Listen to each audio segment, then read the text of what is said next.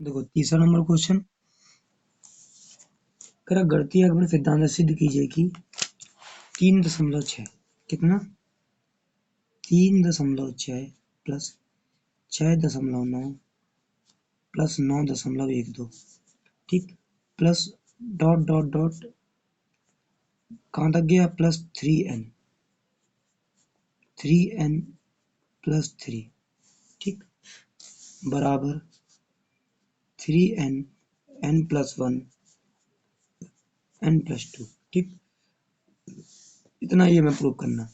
तो देखो क्वेश्चन के लिए करना क्या होगा, सबसे पहले दोनों पक्षों में आप क्या रखोगे, दोनों पक्षों में आप n बराबर कितना रखोगे, 1 रखोगे ठीक।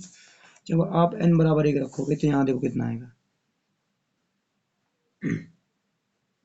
n बराबर 1 रखोगे आप ठीक, ध्यान से है ना। तो देखो 3 का गुणा 1 में कराओगे,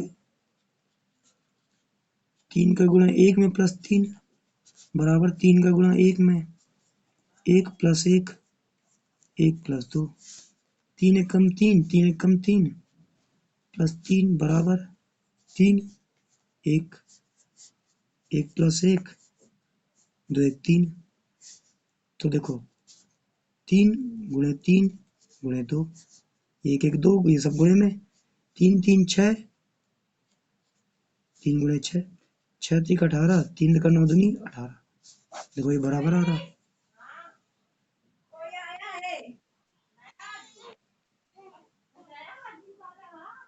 ठीक, दोनों पक्षों में n बराबर 1 रखोगे। अब देखो ऐसे सवालों में क्या करना पड़ता है कि हमें LHS और RHS दोनों बराबर रखने होते हैं। तो जब आप n बराबर आपने वहाँ 1 रखा 3 एकम 3, यहाँ n बराबर 1 रखा 3 एकम 3 प्लस 3 बराबर 3 एकम 3 प्लस 1 1 2 1 1 2 1 2 3 1 1 2 2 आ गया, यहाँ 3 है, यहाँ पर भी 3 है, 3 3 6 6 3 18 बराबर आ गया ठीक। अब आप क्या करोगे, तो अच्छा आपका जो कथन है ये जो, तो n बराबर 1 के लिए क्या है, सत्य है ठीक। अब क्या करोगे, आप n बराबर k रखोगे ठीक, n बराबर k, तो n बराबर k के लिए सिंपल वही है,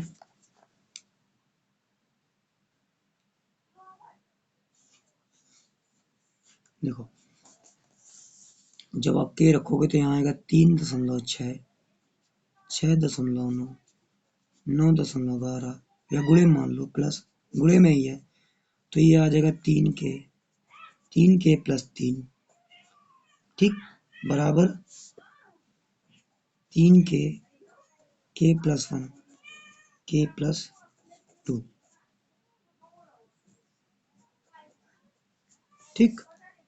अब देखो तो यहाँ पर n की जगह k रख दिया, यहाँ 3k प्लस 3 रख दिया बराबर 3k k plus 1 k plus 2, तो ये n के लिए क्या है, ये हमारे लिए करेक्ट है, n के लिए हमारा सत्य है ना, करेक्ट है ठीक। तो वही है, अब अगर n बराबर k के लिए सत्य है, अब इसको क्या मान लो, इक्वेशन फर्स्ट मान लो, क्योंकि ऐसा हो ना कि जब n बराबर k प्लस 1 रखोगे तो आप उसका मान यहाँ उठा कर रखोगे, तो यहाँ से क्या करोगे, अब n बराबर k प्लस 1 रखने पर ठीक, अब n बराबर k प्लस 1 जब यहाँ पे आप रखोगे तो देखो k प्लस 1 जब आप रखोगे तो क्या आता है देखो,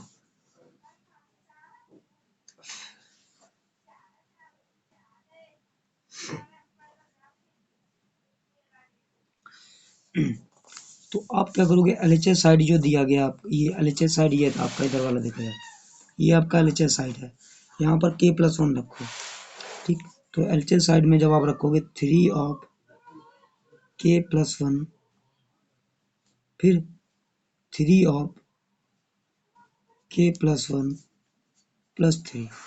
अब देखो इसको आप हल कर लो पहले, तो यहाँ पर जब इसको आप हल करोगे तो देखो हल करने के लिए क्या है, तो ये आ रहा है 3 ऑफ k प्लस 1, अब अंदर देखो 3k प्लस 3 प्लस 3 यही तो आ रहा है।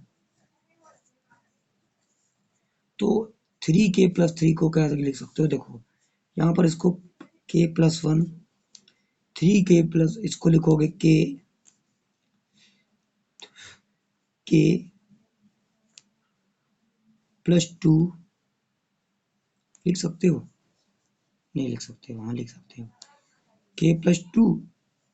देखो यहाँ पे 3k, यहाँ से k गया तो कितना बचेगा, +2k+4, ठीक। तो यहाँ से देखो k+2 और ये 2k+4, तो यहाँ से आ जाएगा 3k+1, k+2 कॉमन लोगे तो बचेगा k+2,